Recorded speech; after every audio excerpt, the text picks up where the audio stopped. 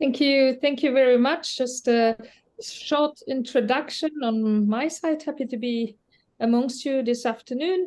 So the draft regulation on the sustainable use of plant protection products, the so-called SUR, encompasses vital provisions aimed at safeguarding children, but also the future generation, from the adverse effects of harmful pesticides. Children with their active lifestyle and intense developmental processes are particularly susceptible to the negative impacts on pesticide. Their frequent outdoor activities, including ground play, expose them indeed to higher levels of pesticide residues compared to adults. To address this vulnerability, the SUR proposal should incorporate robust definition of sensitive areas, but also buffer zones and a precautionary approach. These measures are imperative for effectively shielding children from pesticide exposure. National, regional, and local authorities must prioritize both human health and environmental well-being, ensuring a comprehensive and robust level of protection, ensure the SUR should enable it. Safeguarding children from the potential hazards of pesticide necessitates an implementation and an enforcement of stringent regulations. Public awareness campaigns should educate individuals about the risks associated with pesticide, advocate for their adoption also of safer alternatives, and promote integrated pest management practices to reduce reliance on chemical pesticides. Preserving the robust provisions outlined in the SUR proposal is essential to addressing these concerns. Children, of course, lack awareness about pesticides, their presence in the environment, and their health impact.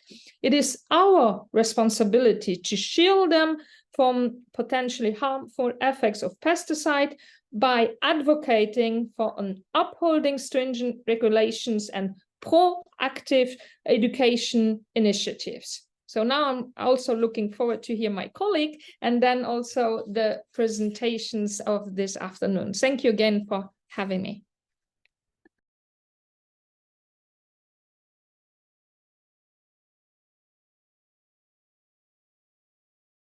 Biljana, I don't know if you want also to say a few words.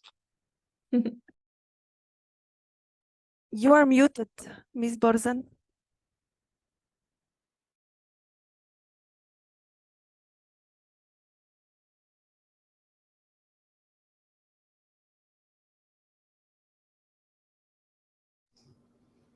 Do you hear me now?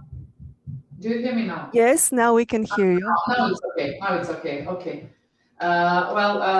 First of all, let me express my satisfaction that we are involved in this webinar, because I truly believe it's extremely important issue that we are discussing. Use of pesticides is very unfortunately common, and of course, children, since they are often closer to the ground, they touch them out more than adults. They are more easily contaminated with pesticides than adults. I have to share with you something that I remembered a long time ago when I was on my specialization, learning about toxicology. And when you learn everything in toxicology, it's like learning a phone book. It's extremely boring, lots of facts which are quite similar.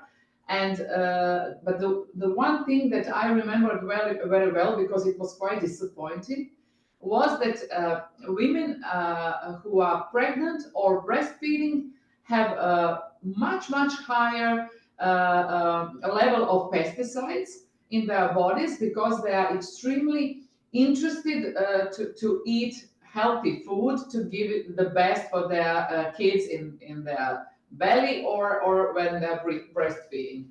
So women want to do the best thing for their kids, but in the end they do something that can cause medical problems. So there are many studies showing that children who are exposed to higher doses of pesticides have gastroenterological, neurological symptoms, also psychological diseases like ADHD or similar. So it shows how important for us is to regulate this sector more strictly and to protect our citizens in Europe, not only, of course, children, but all the citizens, but children are we are all a little bit more sensitive to children, and we have a good reason for that. So this regulation, in accordance with the proposal of the Commission, introduces a binding goal of reducing all pesticides by 20%. And 65% for most dangerous ones. And I think it's the least we can do for our citizens and especially our kids. So this is all from me for the beginning, and of course in the end I can also intervene a little bit. Thank you very much.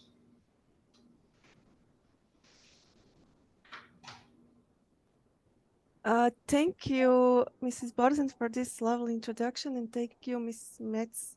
And I thank you both for hosting this event.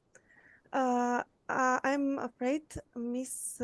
Orla from the European Commission is running late, so I propose that we continue with Ms. Suzanne Astic from the organization CRIN. Suzanne, excellent. I will share the screen now. Thank you, Natalia. So I hope you can all see the screen. Yes. Yeah, it works perfect. Thank you. Yes, but before you start, I give the word back to Ms. Metz because she's the chair of this webinar, in case you want to introduce Ms. Suzanne Astic.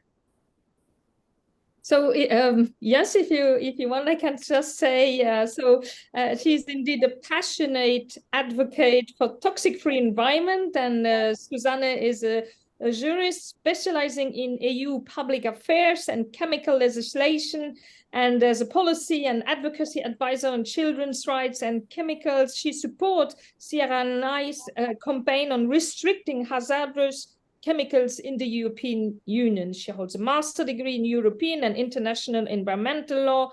And Susanne indeed will talk now about children's right to be protected from exposure to harmful pesticides, and will provide CRIN's position on the sewer. So thank you for being there, Susanne. Thanks a lot for this introduction. Maybe just before starting, a few words on the Child Rights International Networks, or CRIN. So we are a creative NGO working on children's rights, and we provide a child rights perspective on several environmental and health issues, including pesticides. We work to encourage and educate decision makers when shaping EU policies and laws, so they can better uphold children's rights against exposure to hazardous chemicals. So next slide, please. So today I'm going to touch upon the EU and UN frameworks on children's rights, how these children's rights are being impacted by exposure to hazardous pesticides, and what the EU legislation can improve to better uphold children's rights against exposure to hazardous pesticides. Just first of all, a really brief overview, because I think my scientist colleagues will delve into this topic much more in detail. But just a reminder of, the why children are more vulnerable and impacted by pesticide exposure. We know that they suffer from a developmental vulnerability because children's organs and nervous systems are still in development, both during the prenatal and after birth stages. They also suffer from an exceeding intake of hazardous pesticides because, for instance, they can breathe more, often per minute. They also consume more food and water relative to their body weight. They absorb toxics more readily, and unfortunately, they are less able to excrete them afterwards. They also have specific behavioral habits. We know that here today they want to play on the ground in water courses. They explore the world through touch and taste, and unfortunately, quite often, and on account of their age, children are also less able to evaluate the risk. For instance, they are less able to adopt protective behaviors or to use protective equipments. And we know that in sensitive areas, several testing campaigns and scientific studies indicated the recurrent presence of hazardous pesticides in public areas. That includes playgrounds, public parks, and even schools. Next slide, please. And unfortunately, this exposure leads to severe impacts on children's health, including the health of fetuses. And these impacts have been internationally recognized by the UN and EU experts. Here on the slides, you can see some examples of these links between exposure to hazardous pesticides and the impact on children's health. For instance, in 2017, the Special Rapporteur on Toxics and Human Rights, together with the Special Rapporteur on the Right to Food, warned that exposure to even very low levels of pesticides, for instance through wind drift or residues on food, might be very damaging to children's health. In 2016, it's really important to remind that the Special Rapporteur on Toxics and Human Rights, Bashkut Tunkat, also warned that this exposure starts before birth, via the mother's own exposure, and we have a situation where children are being born pre-polluted. The Special Rapporteur mentioned that it's a silent pandemic, which, it's a silent pandemic of diseases linked to the exposure to hazardous chemicals, including pesticides. And those impacts can be irreversible. It can even be passed down from one generation to the next. Next slide, please.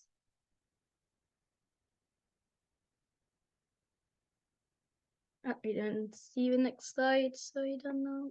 Perfect, thank you.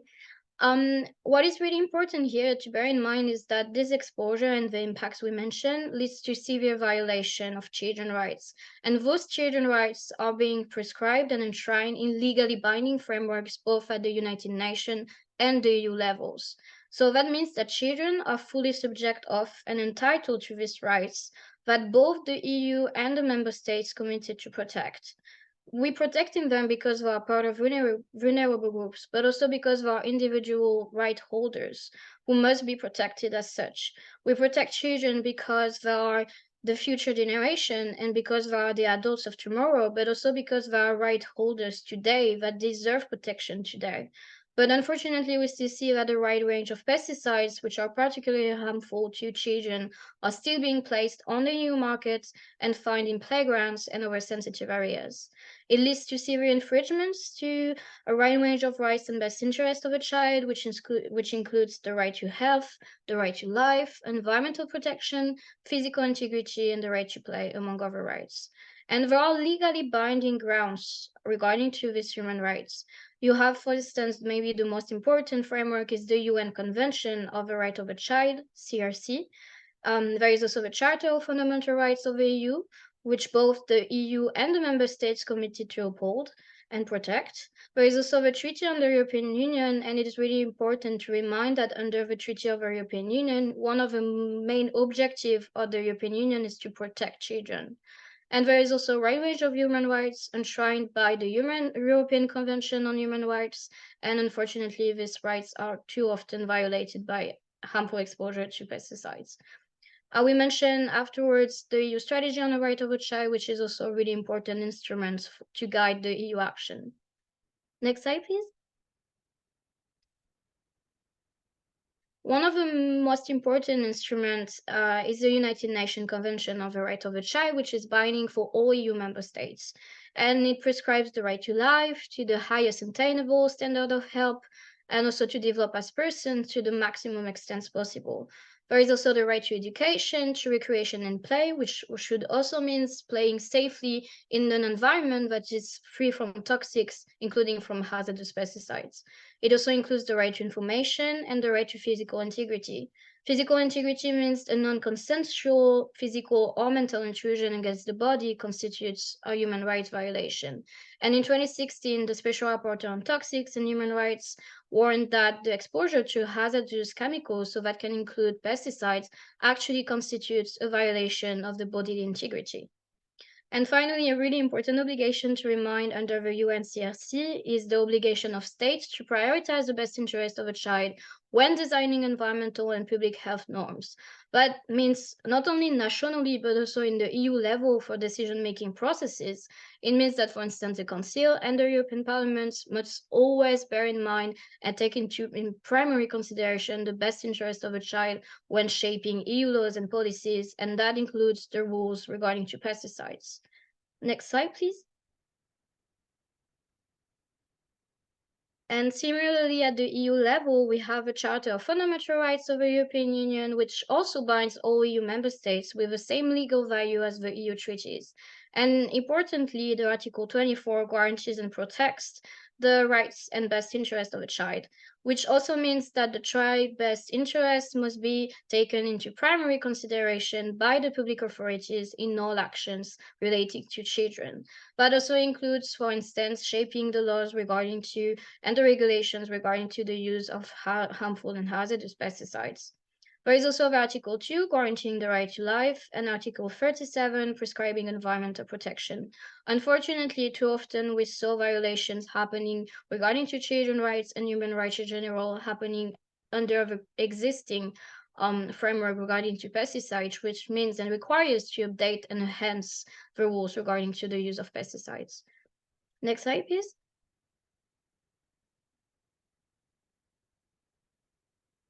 I wanted to mention a really important instrument, which is not legally binding, but which should be a key compass in taking decisions regarding to the use of harmful chemicals, including pesticides. It's the EU Strategy on the Rights of a Child, adopted in 2021 by the institution. It's a right-based strategy, and it's a really important instrument for maintaining a children's rights perspective in all relevant policies and legislation. And interestingly, the second thematic area of action under the strategy mentioned that all children have a right to a good standard of living. And under the strategy, children are agents of change, and no policy regarding to children should be designed without their voices. This strategy should be a key compass in decision making at the EU level, including on chemicals, policies, and legislation. Next slide, please.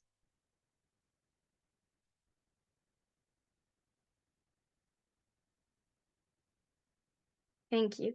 So with that background in mind and knowing that there are so many important commitments made by the EU and its member states to children's rights framework, now there is an opportunity with a thorough regulation to really uphold children's rights and to put an end to children's rights violation. And to do so, there are several recommendations and key provisions to adopt and implement so children's rights are really protected against the exposure to harmful chemicals and harmful pesticides. First of all, it's really crucial to adopt a broad and clear definition of sensitive areas where the use of pesticides will be banned altogether.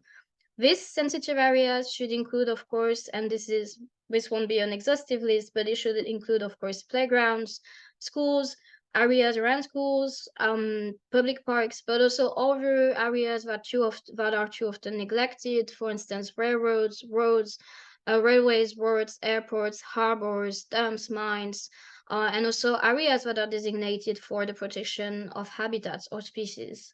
Another really pivotal provision to really protect children's rights against this harmful exposure is to establish buffer zones that are covering the widest areas possible, where pesticides with harmful properties cannot be used within a far-reaching meter distance from populations. 10 meters from population areas is a bare minimum, but it's really not enough. And that's why SIR should set the highest meter threshold possible. We would recommend a distance of 100 meters from sensitive areas, together with a minimum buffer of 50 meters around all houses, gardens, and alongside roads. For the moment, the proposed 3 or 5 meters distance is far from being enough to protect children's rights. And finally, we would suggest restricting pesticides as much as possible. Obviously, this is a key measure to protect children's rights and their health. And we would advise a 100% reduction target for the most harmful pesticides, because they should be completely phased out by 2030 instead of a 50% reduction goal, We saw recently that the ENVI committee increased the target to 65%, which is a good improvement compared to the initial commission proposal, but it's still not enough to protect children's rights, and this substance should be restricting as soon as possible, and a full ban is needed by 2030. So overall, one of the main, recommendation we can issue as CRIN is really to always bear in mind the children's best interest into primary consideration. Decision makers should always, protect children as much as possible, and that should be a key compass when shaping policies and legislation, and particularly regarding to hazardous pesticides. Next slide, please.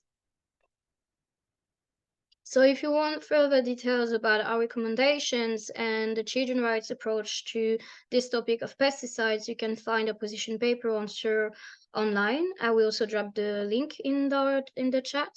And there are more resources available on our webpage, on the CRIN website regarding to EU policies on chemicals and children's rights, as well as an art exhibition also available online. I always remain available if you want to contact me for any questions, and I'm really looking forward to follow all the presentation. Thank you.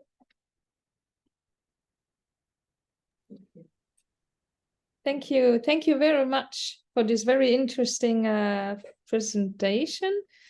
And I'm wondering a little bit if Orla is there now. Yes, I'm here. Apologies. Yes. Yes, I'm here now to join, and sincere apologies for the delay. Today has been we're very busy with different elements of the negotiations today, so I'm sorry I got delayed. And also, thank you very much. So I can start. And I also wanted to pass on the apologies of my head of unit, who would have liked to have been here, but he's ill. So that, in any case, Andrew Owen Griffiths would have been here otherwise. So maybe I can start anyway. And this was really to give you an overview of the proposal, and you may be aware. Some of you may be very familiar with this already, so I hope I'm not explaining things that you're already aware of. But I'll just go through maybe the background first of all. So maybe if you could show the first slide, please, and I could explain. So I wanted to talk, I suppose, particularly about the importance of sensitive areas and buffer zones, and why it was considered necessary to reduce exposure and of children and other vulnerable groups, because there are a number of vulnerable groups mentioned in the SUR proposal. And I suppose it's important to be aware, obviously, as you are, that this is the original Sustainable Use Directive was adopted as part of a pesticides package, along with the regulation on placing pesticides on the market. And there was a refit evaluation of that a few years ago, and it was decided not to reopen it. So this directive was revised on its own. But in fact, the two are very interlinked in many ways. Use and placing on the market they're difficult to take to pull apart. And sorry, I should have perhaps just to mention my background. So I'm not scientifically very expert. I'm a lawyer, so I'll be focusing more on the legal aspects of this, and then hopefully able to deal with questions then that relate to that. But so there were a number of reports then on the implementation of the current directive. So there were commission reports based on audits and analysis showing problems with implementation, with particularly, for example, integrated pest management, but also poor and uneven implementation in relation to protections in specific areas, including what are now called sensitive areas, which were named specific areas under the directive. There was also reports by the European Parliament, by the European Court of Auditors, that were all taken into account in the evaluation of the current directive. And I suppose one of the key findings, there were a number of findings from that, was really about uneven implementation of the directive, which is obviously, with the directive, it gives quite a lot of latitude in different ways to member states as to how to go about implementing it on the ground. And it was found, for example, with integrated pest management, that there was a lack of it wasn't clear to the extent to which it was being implemented. So there are various parts of the directive, and also in relation to Article 12 that relates to sensitive areas, there was also issues with quite varied approach in different member states. So then another important element, I suppose, is that the regulation, the proposal for this regulation, came out against the backdrop also of the farm to fork strategy, and particularly the targets for reducing the use and risk, which the previous speaker referred to. So it followed the the approach in the Farm to Fork strategy, which was a 50% reduction in use and risk of chemical pesticides and a 50% reduction in the use of more hazardous, which has been criticised on all sides in different ways in relation to the level. But that was what the proposal included. And then I suppose just to mention, obviously, we're focusing particularly on sensitive areas here in relation to protection of children and other vulnerable groups, but there are also obviously a number of other measures in the proposal that that are already in the directive but have been made more, well, particularly I think integrated pest management, there's been an attempt in the proposal to really make it more of a proper legal requirement as compared to, it's already a legal requirement under the directive, but to make it, to strengthen the measures through translating it into more verifiable principles that can be followed on the ground in an easier way, but also in relation to training and application equipment, a register of application equipment for inspection. Those things should all serve also to help reduce the risk for vulnerable groups. But maybe if we could go on to the next slide, please. And also, please stop if I'm speaking too fast, because I have a tendency to speak too quickly, so let me know if I do. Sorry. So then just to go into for a moment into the directive, there was an obligation to ensure that the use of pesticides is minimised or prohibited, as you're probably well aware, and to take appropriate risk management measures and prioritise low-risk pesticides. And it was, I mean, the evaluation found, as I said, that there was really poor and uneven implementation of this, and the Commission recently published an additional study which the Council requested to complement our impact assessment, and went into quite a bit of detail there about, you can see quite a variation in terms of how much is being done on the ground in different member states in for example, in urban areas, and the types of restrictions that are in place. They vary a lot across the European Union. So, so the obligation to minimise or prohibit is obviously relatively it's relatively loose language in terms of so a variety of approaches was followed, and then it also gave examples. So areas used by the general public or by vulnerable groups, such as public parks, gardens, sports and recreation grounds, and so on, were to be covered. So vulnerable groups include children, nursing and pregnant women, the elderly, and so on. So maybe the next slide, please, if we could go on to the next slide. So then. So under the proposal, this idea was maintained of having areas used by the general public, vulnerable groups such as I mentioned, the examples I mentioned, and also human settlements, which can be broken down to continuous or discontinuous urban fabric, green urban areas, and sports and leisure facilities. So basically, a number of types of urban areas were to be covered also, with a 3-metre buffer zone, which again, I suppose it's considered, and I appreciate there are very different views scientifically as to what the appropriate buffer zone should be, and that this was suggested to be a minimum, but with the idea that there would also, within authorization of specific pesticides, be the possibility to provide for much greater buffer zones. And it was, if you like, a policy decision, which I know in the Parliament, in the ComEnvy adopted opinion now, it's 5 metres, and there are different views on that. But 3 metres as a kind of was in the proposal as a sort of a minimum that you could then have an increased buffer zone for particular pesticides as part of the authorization process. So maybe next slide, please. Then. So then, so under the proposal, then there would the proposal included a full ban on the use of pesticides in all sensitive areas, with derogations in the case of a risk of the spread of invasive alien species or quarantine pests. Then the Commission published a non-paper in, I think, was it November 2022, which was an unusual step for the Commission to take, but it was in reaction to very strong criticism, particularly in relation to I suppose the effect of a total ban and the extent of the area covered. So it changed to a 2-tier approach, where there would be low-risk pesticides and pesticides used for in biological control. Active substances would be permitted in all types of sensitive areas, and a greater amount in ecologically sensitive areas where there is agriculture. A greater amount of pesticides, all but the more hazardous, effectively, would be permitted. So just by way of comparison, the last bullet point there mentions the European Parliament Environment Committee has also included organic within the, if you like, that I'm focusing particularly now on the public and urban areas, because that's what I suppose it's the main human health protection part of the sensitive area definition, whereas the ecologically sensitive areas, such as Natura 2000 and so on, are more about protection of biodiversity and ecological protection. So for human health, it's really areas used by the general public, vulnerable areas predominantly used by vulnerable groups, and the human settlements part, which is basically urban areas.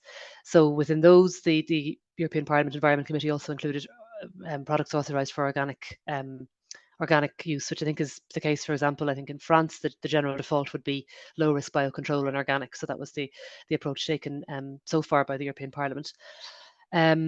So there was also the derogations I should mention in the non-paper, and maybe this is getting into too much detail on this, but the derogations also allow for, if in a situation where there's a pest that may be classified as an invasive alien species or quarantine pest, but hasn't yet been so, that you could also use pesticides in those cases until it has been found not to be an invasive alien species. So that's a particular technical detail. And also in the study that the Commission published then in response to the article, the request from the Council for an additional study, we also included it was included the possibility that if the co-legislators want to also have derogations for areas that are demarcated under the plant health law, so full zones that are demarcated for reasons of plant health protection, so eradication of quarantine pests and their vectors and so on. So those were, and the 3 metre buffer zone was kept. So that's just maybe the next slide, please, and I can talk to the next slide. So then, as I mentioned, the Commission then published an additional study in July, and this is in very much in a nutshell, very, very brief summary of the kind of the arguments or the argumentation for why, and this I suppose is the nub of the title here, is the importance of protecting these areas. So the primary need, of course, is the protection of public health. These areas are frequented by many more people, and vulnerable people, as I already mentioned, children who have greater vulnerability, or other groups where that are listed. I suppose they are the groups that are listed within the regulation on placing pesticides on the market, in terms of those that have to be taken account of, particularly in authorizations where there's particular concerns. And the effects of cumulative exposure, these are taken into account in approval process where they can be, but there's also a limit at the moment to how much cumulative exposure risks can be in terms of the available methodology. There's a limit to how much that is currently possible, and so it's really seen as important to ensure, very, very important to ensure that there are proper restrictions in public areas where there's greater risk of human exposure.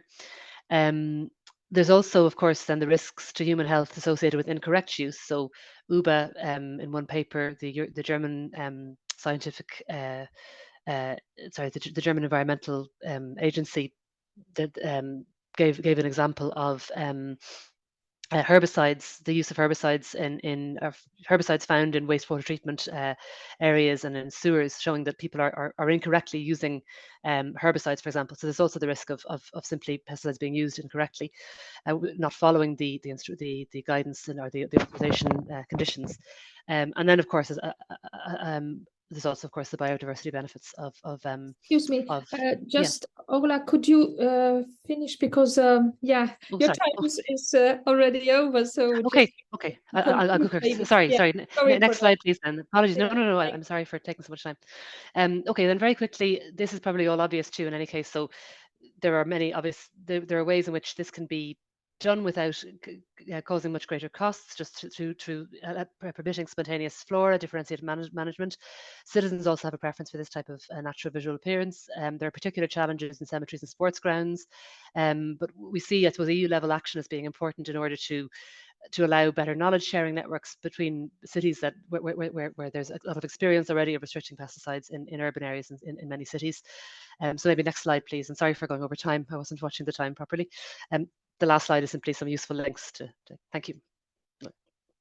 Thank you very much. Very interesting to have again the scope really of the SRUR and well presented. So thank you very much for that. So then I will give the floor to Thomas Moser, and he will really speak about child-friendly cities. And he is deputy head of the Department for Education, working with kindergartens and schools of the city of Villach. And now Thomas will explain how the city of Villach, a member of the UN's Child-Friendly City Initiative, contributes to the protection of children health by providing organic food. Nice to see you, to meet you, to hear you. You too, thank you. Yeah, I'm gonna talk about a bit what can be done more or less on the ground level to avoid the exposure of kids to pesticides. Maybe directly to the next slide, maybe. The city of Villach is a small city in Austria with about 65,000 inhabitants, and we have 13 kindergartens and 7 school daycare houses with around about 1,400, 1,500 kids, which we educate and look after. And one thing we take care of a lot since quite a long time is to provide as much organic food as possible. Maybe to the next slide, because we have some aims in that aspect which we are following. And for example, one is that what is important for us is that health and nutrition and health education are an integral part of education on the whole. And so we have in each kindergarten, we have own cooking crews and own kitchens which provide freshly cooked food every day for all the kids and youngsters. So with our claim to really make freshly cooked, high quality food for every child that we look after in our institutions. And our aim is to the food that we provide should be organic, regional, and seasonal. And for that, we had quite a, more or less like in the last 20 years, maybe to the next slide, we started that program in the late 90s, where there was thoughts about how proper nutritional behavior can and should be taught as early as possible, because the behaviors learned in the childhood stay with us throughout the whole of our lives. So we tried to figure out how to come to a balanced, healthy diet with wholesome food, and mostly, as I said, provided in organic quality. To roll out that program, maybe to the next slide, we just started first with one of our institutions in the late 90s, even with a focus on health and nutrition and use of organic products in a balanced menu design. Of course, this was the challenge was, how can you do it in a more or less economic, reasonable way? And we took some time to adapt, and also with all our suppliers. So we had to work also on our supply chain. Can I have the next slide? But it worked out quite well, and we had great certification with the kids, the parents, and also the employees. And we came to more or less to an amount of organic food of 60%. With some additional effort in purchasing and delivery, but the costs were not actually rising. So after that pilot project, we were able to roll out more or less this aim to all of our institutions. If I could have the next slide.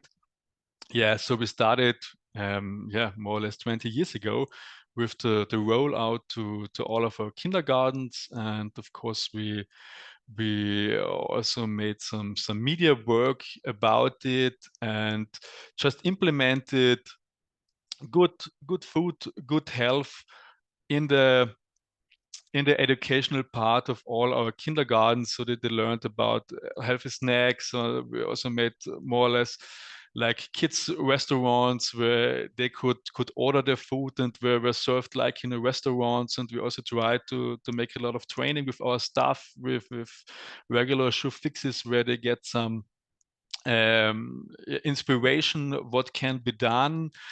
And because all of that we tried to put on the ground, we also get some certificates from CRIN, so from the entity which we're living in. And yeah, each kindergarten has an own weekly individual menu design, which are created by the cooks. But all the cooks have the directive from us that whatever they're buying, they can cook whatever they want, but the product should be, we have these 3 goals: organic, regional, and seasonal. Of course, it's not possible with every product, but we try to come to our best. Maybe the next slide, please.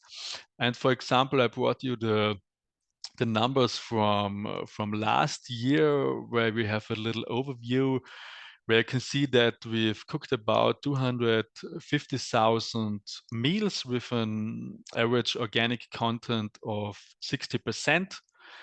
And it was also possible for us to do that with quite low costs of the goods, as with more or less 80 cents. But this is really only the cost for the products. So the staff and the energy and all side costs are not included there. But in Villach we have the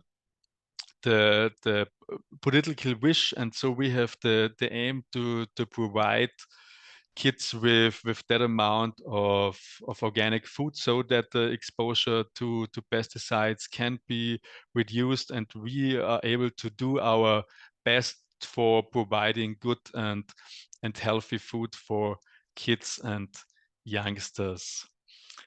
So just a quick overview to how we are doing our food providing in Villach. And if somebody has any questions about it, I'm happy to answer them. Thank you very much, Thomas. And indeed, I did not have lunch, and now talking about food. Yeah, that's so hard. I have to eat something. That is why I cut my camera a little bit off. No, I think this is a very positive testimony, and also to show that it is possible not only in expensive private school, but that you really managed also to make it not so expensive and really possible for really every child. So I found this a very positive message. So we go now to the city of Zagreb, and pesticide-free town for children, where we have a video of Mr. Branka Markusic. I hope I don't mistreat the name too much.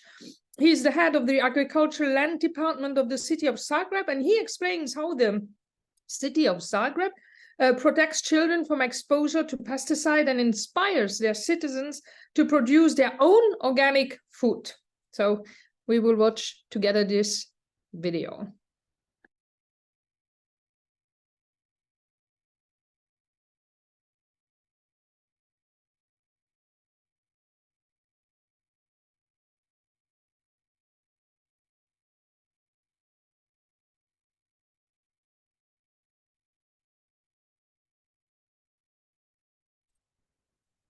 I apologize. I have minor technical problems with sharing, but Emily, can you please try?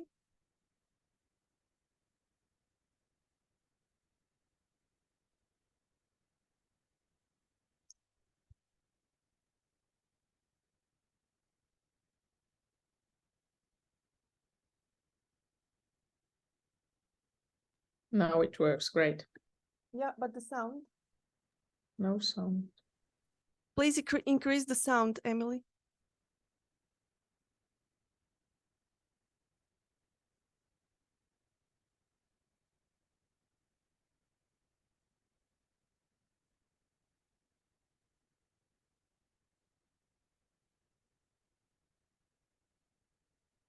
Emily, we cannot hear the sound.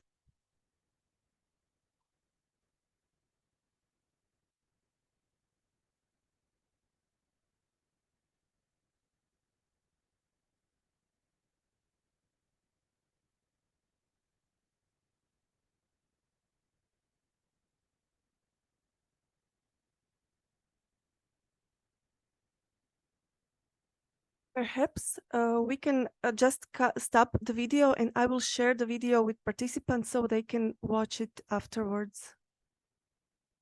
Because Okay, it's obviously the sound is not working with the webinar.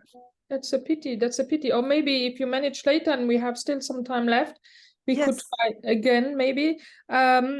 Otherwise, we're going now to the doctors and the consequences of exposure to pesticides in early childhood. And there, the first presentation we're going to have is the link between exposure to pesticide and congenital malformations. And we have there with us Dr. Laura Reali, and she's a pediatrician, an ESDA Latium president. So she's an Italian primary care pediatrician working in Rome since '85 for the Italian National Health System. She's also the medical education referent of the Italian Cultural Association of Pediatricians and the president-elect of the European Confederation for Primary Care Pediatricians. So welcome and looking forward also to your presentation. You have the floor, Dr. Laura Reali. Thank you for a so kind presentation, and good afternoon to all of the listeners. I'm very glad to be here to this very, very interesting webinar, and I'll try to present you some information about the link between exposure to pesticides and congenital malformations. Can I have the next slide, please? There is an animation, I'm sorry for this, but it was only to present you not only that the pesticides are chemical compounds able to kill vectors, and there are many, many compounds. You all very nice know this kind of concept, but the most important point that I have to underline is that pesticides are not only among the leading causes of death by self-poisoning, for example, in low and middle income countries. They have adverse effect on larger parts of the ecosystems and can accumulate in the food chain, even in our country, even though we call us higher income countries. And the most important thing is that people at higher risk of adverse health effects are those who work directly with pesticides, such agricultural workers, and who is living in the immediate area where pesticides are living, but also to normal people. If there is another click, there will be the last line of the slide, please. There is a general population that is living there in our country as other countries, but it's normal population, and this is the larger amount, and they are exposed to pesticides through the water directly. So the pesticides can arrive directly to the bloodstream of the people, overpassing the liver, and not only by the inhaling by the air. And this is a most important way to have the exposure and to have the damage, especially for children. And so why children? Previous before, thank you. Why children are more vulnerable, has just been presented by Dr. Astic, so I will not go on very through. What I mean most is that children eat and drink more relative to their body weight than adults. Therefore, they can be exposed at higher dose of pesticides, even though they are not so high in every kind of food or every kind of carpets and lawn, but they are many pesticides and they are very little body. So the pesticide residue per kilogram of body weight could be higher and the damage could be more. Moreover, babies crawl onto the lawns and carpets, and crawling rubs pesticides residue onto a baby's skin, and they also breathe in pesticide-laden dust. So this is the most important point why they are so sensible to the pesticides more than adults, and almost like the women in pregnancy. Next slide, please. But what are congenital malformations that are some of the effects of the damage resulting by the exposure to the pesticides?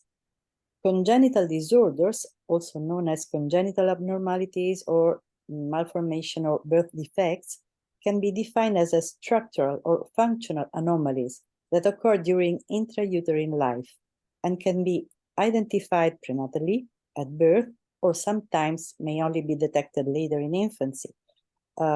Some ear defect are, for example, of this the case. Although little is still known about the origins of many congenital malformations, they are largely due to complex genes-environment interactions, I mean epigenetic interactions. This kind of interaction is happening between the molecules of the pesticides and the nucleus of the children, even during the pregnancy time, so during the fetus time. And this interaction is able to damage the cells much more. It begins to act. So I mean, the earlier is the effect on the fetuses, and the most are important the damages resulting. And after birth, this kind of damages can go on because pesticides are all over in the food, in the water, in the soil. This is the reason why congenital malformation, next slide please, are a very high social and economic costs have, because they are very, very growing, and it's esteemed from WHO that 6% of newborns are in the world with congenital malformations, and probably this esteem is underevaluated because the recording of congenital malformation is very different between the different countries. So preventing congenital malformations, it's an absolute priority for public health because the amount of the population affected is very high and it's growing. It's important to underline that as a neonatal and under 5 mortality rates decline, for example, in higher income countries, congenital disorders become a larger proportion of the cause of neonatal and under 5 deaths. And the most common severe congenital malformation are heart defects and neural tube defects. We are speaking mostly of those defects, but they are a very important defects for the living of our children.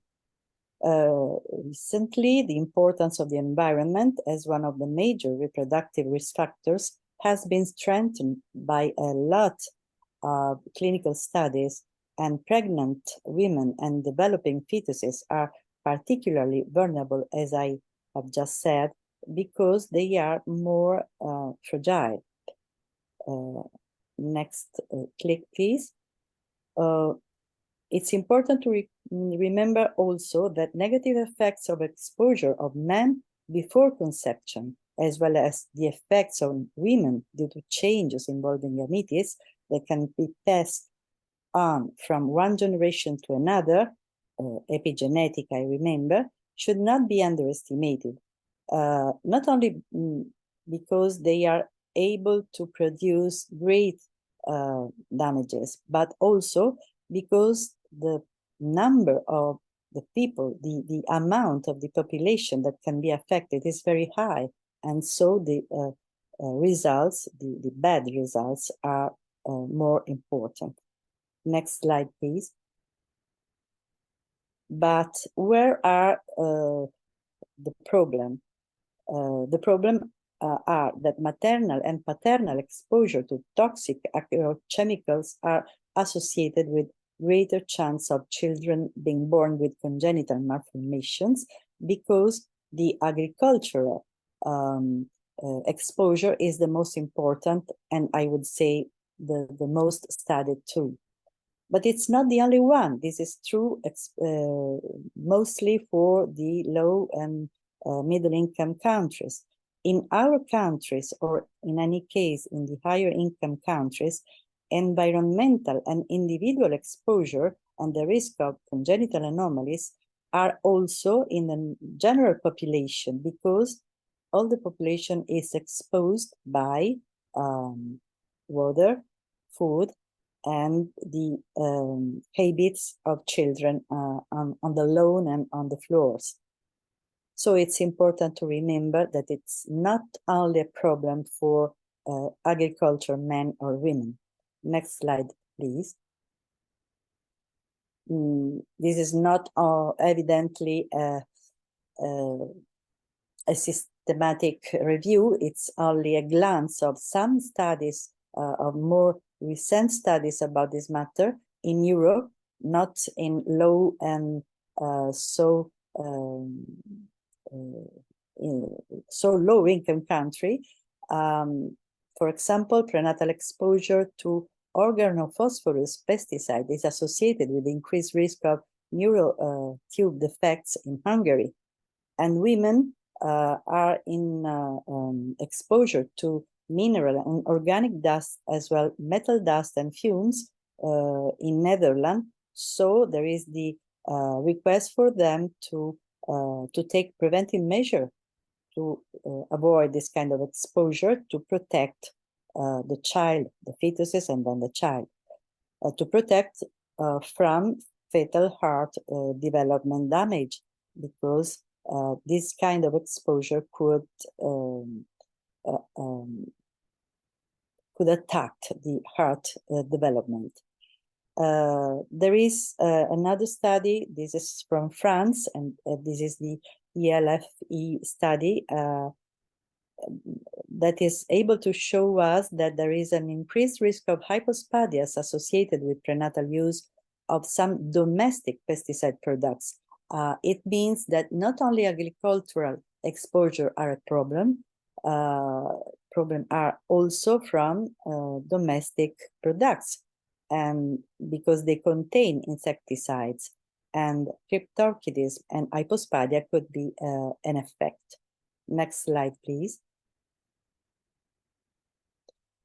Out of Europe, we know that there are a lot of evidence. For example, cleft lip and palate in Mato Grosso in Brazil are growing in the children where maternal or paternal exposure to pesticides were high.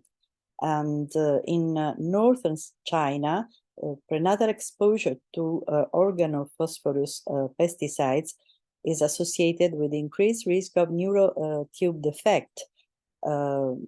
There are different patterns of association for birth defects with residential exposure to 7 different pesticide active in ingredients, variety ingredients in North Carolina. So it is not only on the other side of the world, it happens in America too. This kind of exposure to a great amount of pesticide, like in Brazil or in China, or different kind of pesticide mixed, even though in low amount, but the effect on the child, there is in any case. Next click, please. This is another study in Brazil, where there was the fetal malformation observed when there was high use of pesticides, and there was a higher rate of abortion too. It's important to remember there is not only a case of dose, it's also a case of low dosage of different pesticides. And then, next slide, please. Oh, maybe there is a problem in the slides. Oh, the case of glyphosate, all we know very well glyphosate's problems. Atrial septal defects were positively associated with higher levels of exposure to glyphosates and charotrin and metolachlor and mepiquat and pendimethalin. Those was the different pesticides used in USA. This defect were on the heart development. We have a lot of other clinical studies that are telling us the same. And so we have to put greater attention to the use of this herbicide. So next slide, please. I would conclude with some general consideration. The etiology of damage done by pesticide exposure, it's predominantly multifactorial because we can't avoid that there are the entire environment that is acting in the same time with the pesticide exposure. And there are complex interactions between genes, pesticides, and the whole environment. Environmental factors can have, and this is important to remember, preconceptional mutagenic action, postconceptional teratogenic effects, periconceptional endocrine disruption, or epigenetic action. So they can act at all along the life cycle, from the conception, from the preconception, all along the pregnancy, and then after the birth. Of course, socioeconomic factors are important, and the whole environment is important, but pesticide exposure can be avoided, especially in children and fetuses and gametes. And so we have to act on this particular and important topic. Next slide, please. I've handed. Thank you. Yeah, thank you. Thank you very much, Dr. Laura Reali. Yes, to showing all the risk that there are there, and yeah, even during preconception, so also during the whole life and even before. So I found this also a very interesting presentation, and we stay with the medical aspect now and looking at neurobehavioral effects of developmental toxicity, and therefore we have Dr. Andrea Rodriguez Carrillo from the University of Antwerpen. So she's graduated and completed her predoctoral studies in clinical medicine and public health at the University of Granada, and currently she's performing her research career at the University of Antwerp and the Flemish Institute for Technological Research in Belgium, which is aimed to increase the causal inference between the exposure to environmental contaminants and human health using biomarkers of effect. So Andrea will talk about the neurobehavioral effects of developmental toxicity, as I said. So welcome also to you, Andrea Rodriguez, and yes, we are all listening. Thank you very much for the nice presentation. Okay, I hope you can see my screen. Is it okay? Yes, okay. Perfect. Wait a sec, I will finish this. Good. Okay, so good afternoon, ladies and gentlemen. In this presentation, I will show the main exposure effect results of the assessment of relevant metabolites of non-persistent pesticides and their adverse effect on neurobehavioral function in adolescence. Thus, we evaluated exposure to pesticides in the Spanish population using the multicenter and perspective IMA birth cohort. This cohort includes 4,000 mother-child pairs, and it has studied exposure to some of the most important environmental pollutants present in air, water, and diet of pregnant women and their children.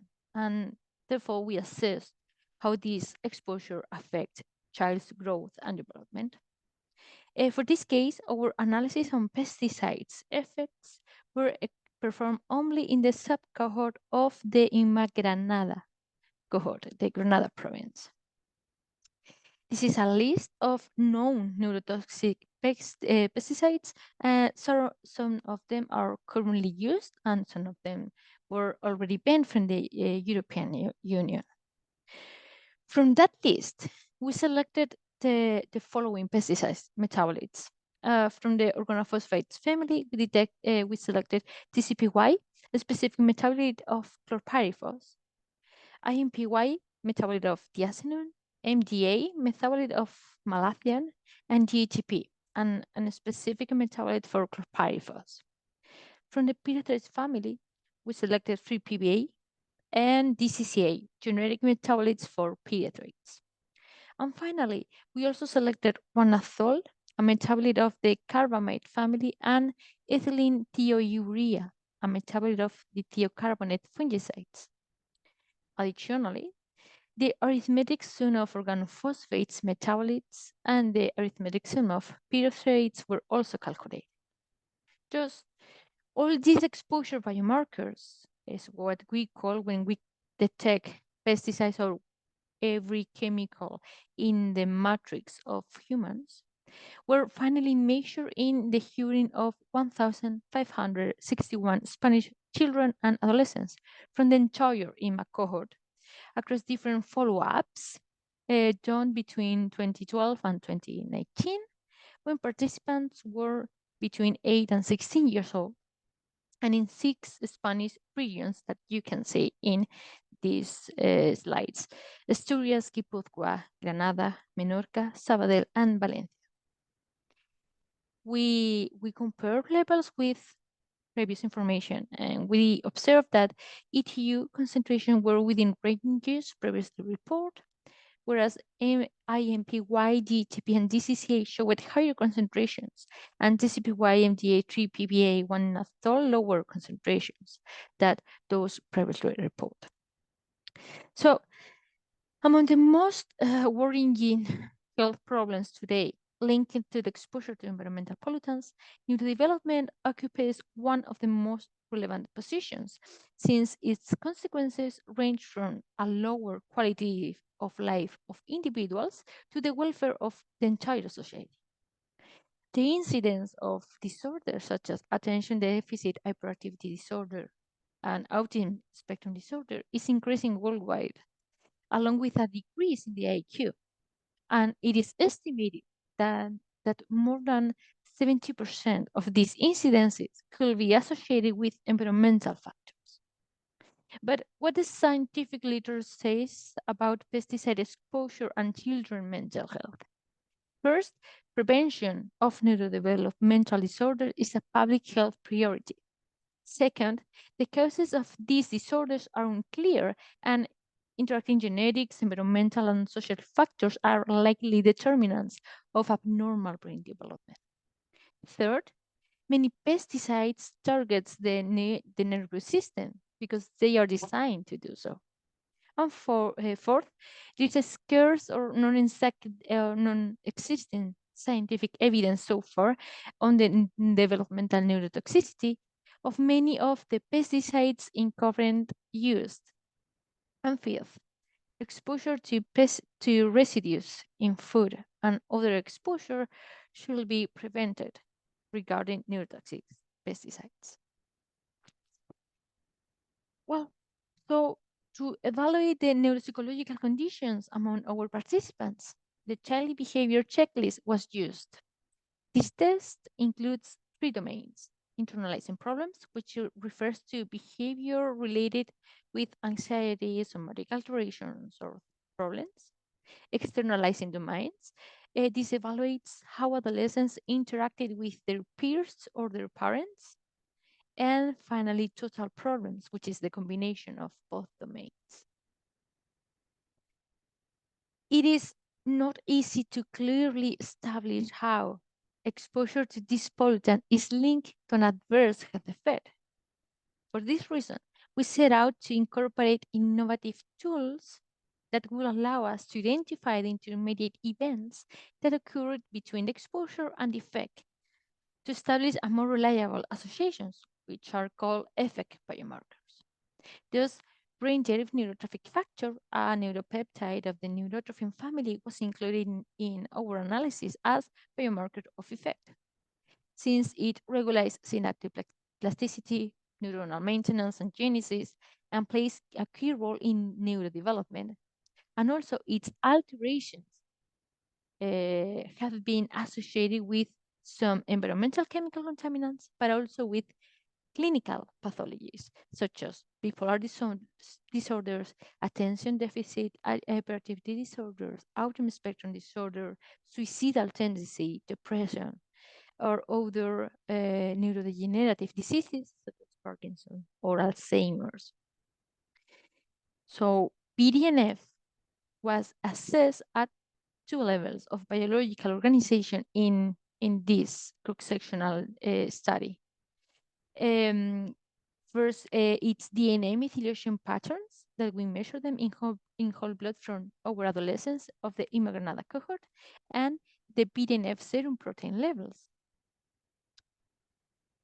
And we expect from that the pesticides measure will be associated with higher DNA methylation, which will lead to a lower BDNF protein levels, which will lead to a worse performance of the behavioral function, which means higher scoring rates in the CBCL scale. So in this cross-sectional study, 8 pesticides metabolites were measured. And because participants were exposed to a cocktail of compounds, weighted quintile sums analysis were conducted to assess the combined effect. So we chose those pesticides with the higher detection frequencies, which are shown in green, and we assess how they act not only individually, but in a mixture. And moreover, since we also are interested in the role of BDNF mediating this alteration in the neurobehavior function, we made mediation models.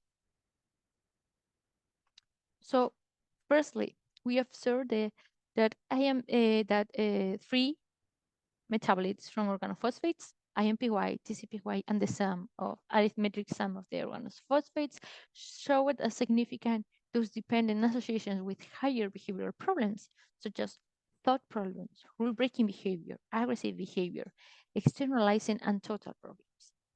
ETU concentrations from the dithiocarboamide family showed that non-dose response associations with higher social problems, which this means that in this case of this metabolite in particular, he can exert its effect at very low doses. In the, when looking for pesticides and BDNF protein levels, we found that organophosphate metabolites, including the total sum, and but not the TCPY, showed association with lower BDNF protein levels according to our hypothesis. And also similarly, the carbalyl metabolite, mandathol, and the fungicide metabolite ETU showed associations with lower BDNF protein levels at different magnitudes, which is also according to our hypothesis. Also, we observed that moderate and higher levels of malathion, pyrethroids, and fungicide metabolites were related with increasing methylation percentages of the BDNF gene at several targets of the BDNF gene, also according to our expectations. When testing the combined effect of IMPY, MDA, CCA, and ETU, we found some suggestive associations with higher withdrawal problems, social problems, and thought problems, with MDA and IMPI accounting with the highest weight, which this means that these 2 metabolites show the highest influence in these associations. Remarkably, when MDA was assessed individually, if you in the last tables we can see that, we found statistical associations. And this may be due to an additive effect of the compounds present in the mixture. So this shows the importance of assessing the mixture effect, because sometimes at individual level, we cannot see any effect. But when we combine this with more metabolites or other chemical compounds, we can see an effect. This model also revealed associations with higher BDNF gene DNA methylation at different target sites, with ETU and MDA showing the greatest influence on the mixture effect. Also, and to finalize, we found that moderate and higher serum BDNF protein levels were associated with lower thought, rule-breaking problems, and total behavioral problems, also according to our hypothesis. And given the observed associations, we selected the IMP metabolite with the serum BDNF level and thought behavioral problems to make the mediation analysis, and we found a suggested mediation role of serum BDNF protein within the IMP thought problems association that accounted for up to 21.5%. In summary, or take-home messages, our results suggested that children and adolescents are exposed to neurotoxic pesticides that may alter brain development. How? Well, possible potential associations between several organophosphates and fungicides metabolites were associated with higher behavioral problems in adolescent males. And this could be partly explained with alterations in the BDNF protein levels. Also, it's very important to test the combined effect of pesticides, since we found that the lower the mixture effect, the higher, more withdrawn problems, social problems, and thought problems. And also, the higher the DNA methylation percentage of the BDNF. I would like to end by thanking the organization to contact me. It was very special, especially to Natalija, because reaching me is not that easy, apparently, and also my Vito team and the UUR team. So I'm available for whichever questions. Thank you very much also for this important presentation, so that we don't only have congenital malformations, but also neurobehavioral effects. And that we see also the cocktail effects of neurotoxic pesticides. So thank you very much for this very precise presentation on that. And maybe we can try to go back to Zagreb and to relaunch the video. Shall we try again?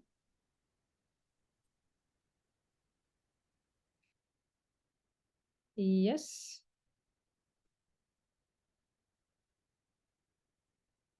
If we have the sound now.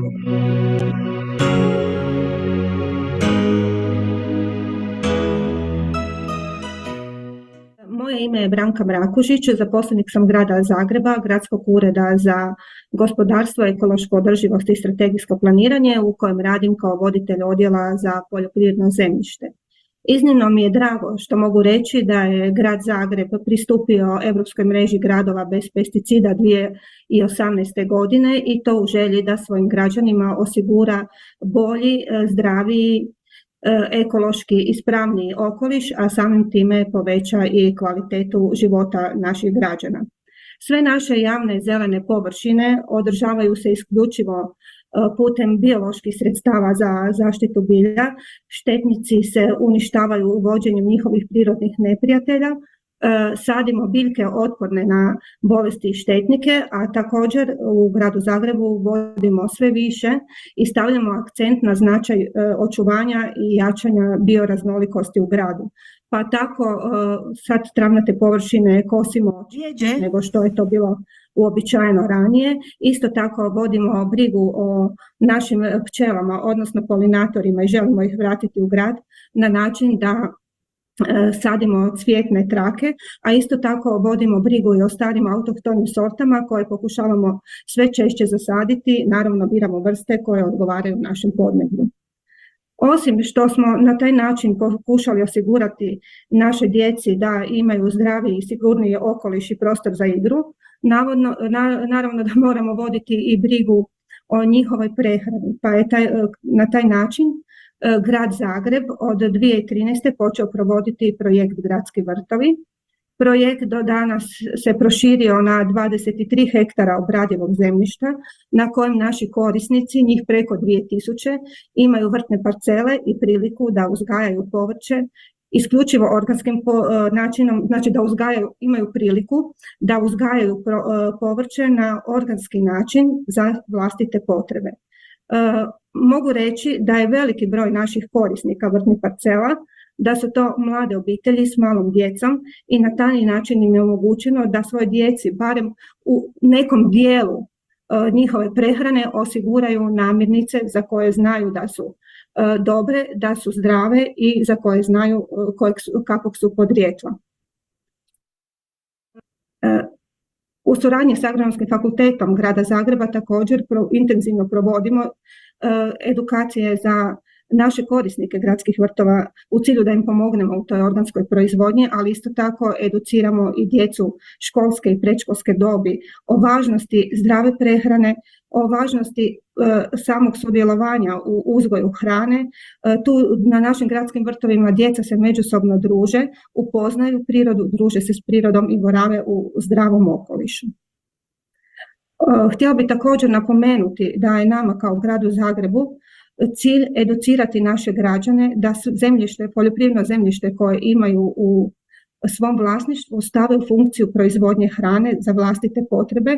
Zapravo htjeli bi im ojačati svijest o tome koliko su sretni da imaju u vlasništvu takav važan resurs i da nikako nije dobro da ga drže zapuštenim kao što je to sada slučaj, već bi bilo dobro da ga stave u funkciju, da proizvode hranu i da svoje djeci omoguće da barem u jednom dijelu njihove prehrane budu namirnice poznatog podrijetla.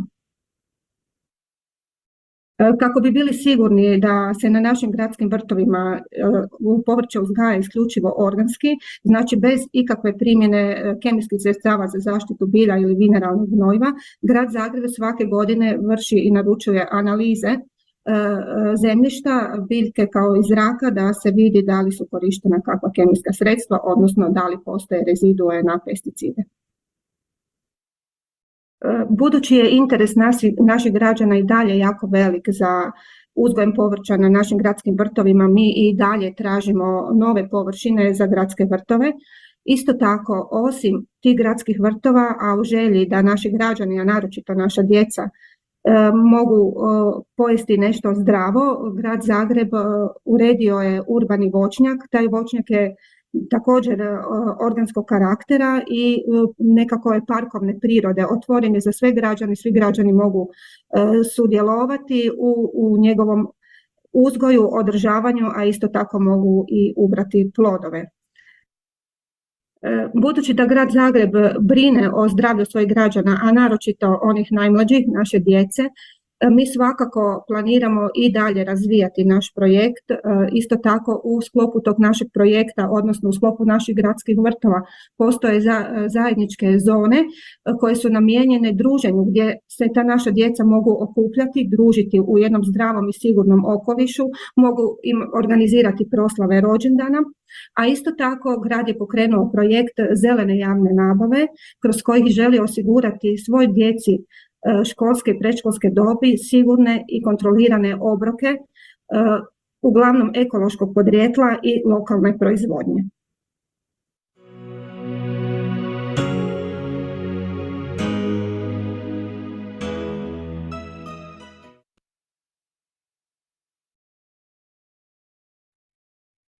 Thank you very much also for that presentation. I must say I'm coming from the sector of education and teaching, so I'm very happy also how you manage in Zagreb to reconnect families and children with where their food comes from, reconnect also with nature.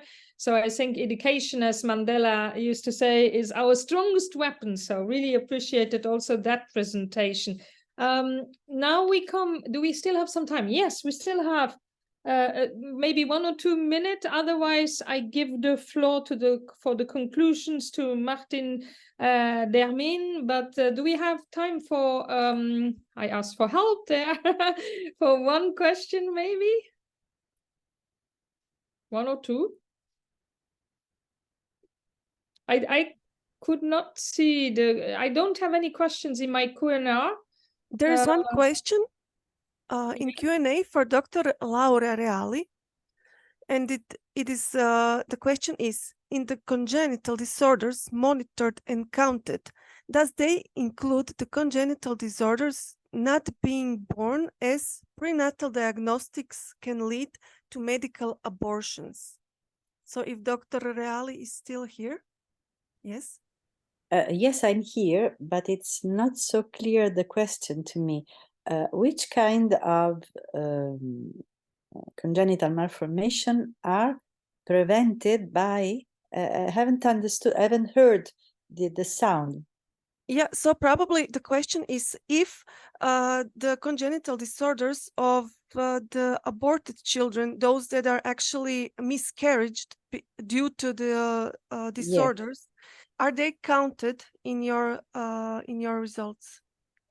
Yes, not exactly in my today presentation, because I have presented in so few time very few studies, but there have been studies about the evaluation of the congenital malformation and also the epigenetic malformation of miscarriages, of umbilical blood, and so on.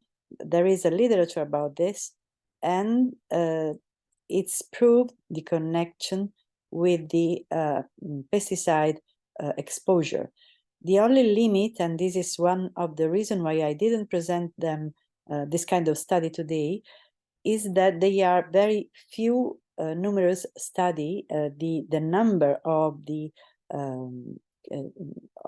samples in this kind of study are always very few, so they are not so robust to conclude something. I have preferred to present only systematic review, the most robust and numerous as possible. In any case, if the person who is requesting this particular issue want to have some more information, you can give her or him my email and I will send the studies. Natalia, do you have another question? No, this is it. Thank you. Thank you. So maybe then we go for the conclusions to Martin Dermin. He's a veterinarian and holds a PhD in pathology, and as a beekeeper since the year of the age of 14, Martin is passionate about the protection of the environment and also citizens' health, and he joined Pan-Europe in 2012 to campaign for a ban on bee-toxic neonicotinoids, and he was appointed executive director of Pan-Europe in 2022, and Martin will provide us with a closing speech. Hello, dear Martin, and thanks again for inviting and organizing. Thank you very much, Madame Metz. Yes, so, well, we regularly hear the Commission saying that the EU has the best and most protective regulatory system in the world when it comes to pesticides. Unfortunately, I think that from the information we hear today is that it will never be protective enough. And every time we ban a pesticide, after 30, 40 years of use, after 30 or 40 years of exposing our children and harming entire families, they are finally banned, but it's always too late. And both the human cost, the economic cost are way too high.